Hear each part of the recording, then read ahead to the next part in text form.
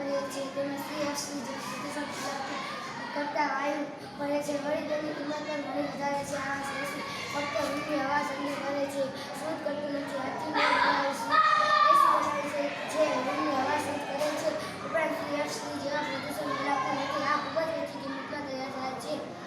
Switch ચાલુ કરતા cooler પંખો બહારની હવા ખેંચે છે અને કુલરની અંદર બોટલોમાં પહોંચાડે છે. બોટલો વચ્ચે ઠંડુ પાણી ફરતું રહે છે. ગોઠવણ કરેલી છે, આથી હવા ઠંડી થાય છે પણ હવામાં ભેજ મળતો નથી. આથી એસીનો અનુભવ થાય છે. વળી આ ફિટ કરેલા ઓજારના જનરેટર લીધે હવા જંતુ મુક્ત થાય છે. હા, પંખો વધારીને બતાવો.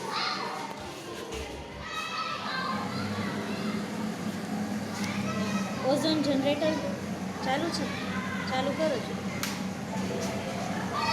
બીજી બાજુ